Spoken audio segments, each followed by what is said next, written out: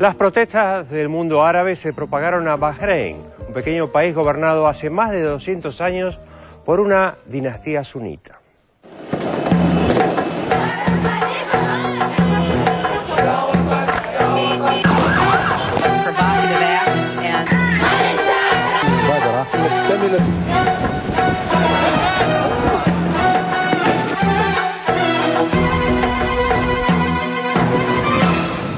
La pequeñez del reino de Bahrein es inversamente proporcional a la importancia estratégica que tiene esta nación insular, situada en las costas occidentales del Golfo Pérsico, frente a Arabia Saudita, con la que está comunicada por un viaducto. El país está constituido por un archipiélago de unas 33 islas, y su principal recurso, como el de otras monarquías árabes de la región, es el petróleo, descubierto ya en 1932, a lo que se agregan las perlas, riquezas que permitieron una acelerada modernización del país. Su ubicación fue lo que decidió a Estados Unidos a convertirlo, gracias a un acuerdo con sus gobernantes, en la sede del Comando Central de todas sus fuerzas navales y de la Quinta Flota, herramienta con la que la Casa Blanca vigila una de las zonas de mayor importancia geoestratégica del mundo. Bahrein está regido desde hace más de 200 años por la familia Al-Khalifa, de origen sunita, que gobierna sobre una población de 1.200.000 personas, de las que más de un 70% es chiita. Esta diferencia religiosa fue el sustrato para que la chispa de la revuelta árabe iniciada en Túnez en febrero de 2011 encendiera una crisis política imparable. Los grupos opositores, en su mayoría chiitas, alentados por los acontecimientos del norte de África, comenzaron una serie de protestas en demanda de mayor apertura y participación política que fueron duramente reprimidas por la policía, lo que provocó al menos 4 muertos y cientos de heridos. Sin embargo, los manifestantes no cedieron en sus exigencias y convirtieron a la Plaza de la Perla, uno de los hitos urbanos del distrito financiero de Manama, la capital de Bahrein, en el centro de las protestas, congregando periódicamente a marchas y convocatorias que sumaron a decenas de miles de personas. Las demandas se centraban inicialmente en mayores libertades políticas, así como mejoras en empleo, vivienda e infraestructura para la mayoría chiita, equiparando estas condiciones a las de los sunitas. Las diferencias entre los habitantes de Bahrein de una y otra tradición islámica son muy marcadas. Los chiitas no pueden acceder a puestos políticos o militares de importancia en el reino y sus activistas y dirigentes políticos son imputados regularmente de subversión contra el Estado. La oposición chiita, por su parte, acusa a los califas de importar sunitas desde otros países del Golfo para intentar balancear la diferencia y cubrir los puestos que se niegan a confiar a los chiitas de apoderarse de las riquezas del país y de violaciones cotidianas de los derechos humanos por parte de su aparato de seguridad. Bahrein tiene un parlamento elegido por voto popular, pero con escaso poder real, limitándose a dar trámite a las leyes enviadas por la dinastía gobernante. En los comicios de 2010, la Sociedad Nacional Islámica Al-Wefaq, principal organización política chiita, y otros partidos independientes obtuvieron por primera vez la mayoría de las bancas. Estas elecciones, rodeadas de controversias y denuncias de irregularidades, son el contexto que explica por qué la crisis de Bahrein escaló en pocas semanas y la oposición respondió a la violencia desplegada por la dinastía califa con una consigna de máxima: el fin de la monarquía. En este escenario inmanejable, la familia en el poder decidió declarar el estado de excepción e, invocando los acuerdos que mantiene con el Consejo de Cooperación del Golfo, solicitar a sus vecinos más cercanos, la dinastía que gobierna Arabia Saudita, el envío de tropas y blindados para sofocar la rebelión. تلك الأعمال الإجرامية الغريبة على مجتمعنا البحريني والتي لا تمت بصلة للأخلاق السامية أو التقاليد أو العادات الحميدة كان لها نتائج مؤسفة في تفاقم الرعب والفزع بين الناس جميعا، ولا يمكن أن تمر هذه الأعمال بأي حال من الأحوال دون محاسبة أو مساءلة.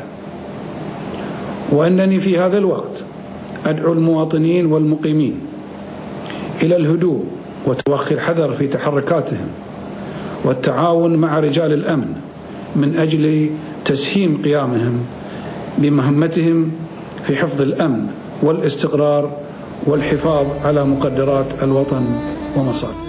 Los reyes saudíes, quienes desde el inicio de la revuelta árabe entraron en pánico ante la posibilidad de una rebelión de sus propios ciudadanos, aceptaron gustosos la posibilidad de demostrar con el ejemplo aplicado fuera de sus fronteras, pero lo suficientemente cerca como para que resulte aleccionador, a qué se expondrían aquellos que intentaran cuestionar sus derechos reales y osaran solicitar mayores libertades políticas. La oposición en Bahrein califica esta cooperación de los saudíes como una ocupación militar y denuncia que la policía de los califas, apoyada por militares y fuerzas de seguridad del país vecino, detuvieron a numerosos activistas en el marco de una militarización del país y dispersaron con tanques y tropas de combate a los manifestantes congregados en la Plaza de la Perla.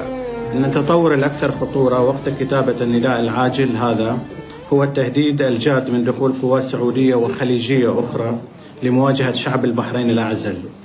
الأمر الذي يعني أن شعب البحرين في خطر حقيقي يتهدده بشن حرب من قبل جيش مسلح ضد المواطنين البحرينيين دون إعلان حالة الحرب، وأننا نعتبر دخول أي مجندة وآلية عسكرية إلى مملكة البحرين أو إلى حدود مملكة البحرين البرية الجوية والبحرية احتلالا سافرا للبلاد وتآمر على شعب البحرين الأعزل ويخالف الاتفاقيات والأعراف الدولية في السلم والحرب.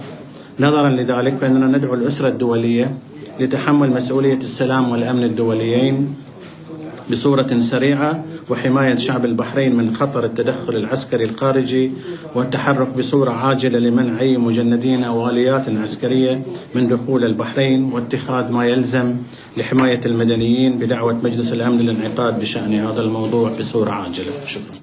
Estados Unidos elige con más cuidado que nunca cada palabra que pronuncian sus funcionarios para referirse a la crisis en Bahrein y a las acciones de Arabia Saudita, otra dictadura de la que no puede prescindir.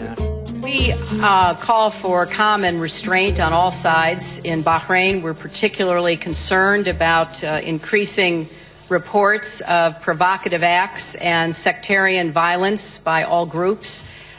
The use of force and violence from any source will only worsen the situation and create a much more difficult environment in which to arrive at a political solution.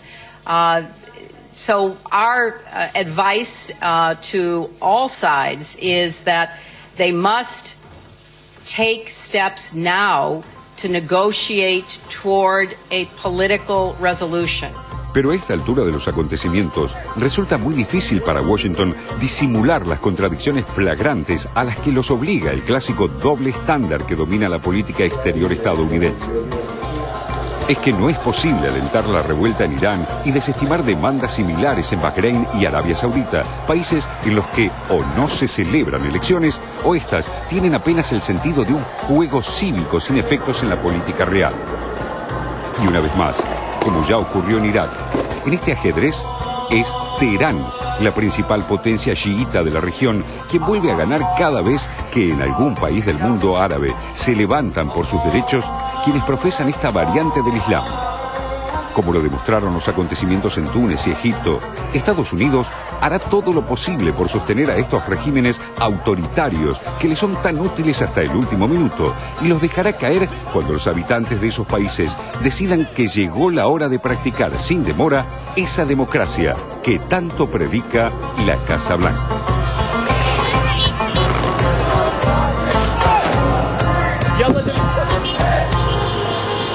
¿Cuántas veces hemos dicho en este programa del doble discurso por parte de los Estados Unidos? Acá la secretaria de Estado Hillary Clinton es más que elocuente. Pide que se contengan. Es lo mismo que le pedían a Mubarak cuando reprimía. Sí. Se calcula que hubo más de 800 muertos en Egipto a raíz de la represión. Lo mismo en Yemen frente a un gobierno aliado de los Estados Unidos. Ayer hubo más de 50 muertos. Lo mismo en Bahrein. Pero con Gaddafi el discurso es diferente. Creo que han encontrado una oportunidad para sacarse de encima a Gaddafi, una persona que los irrita, que los molesta, que es una persona imprevisible, que hoy puede tener un discurso antiimperialista, mañana puede elevar el precio del petróleo, mañana puede dejar de producir petróleo. O sea, es una persona que no se puede controlar, no confiable. Siempre lo fue, más allá de las posturas políticas que pueda tener. Por eso creo que la reunión en Francia ahora es tan importante justamente para comenzar una operación militar en contra de Libia.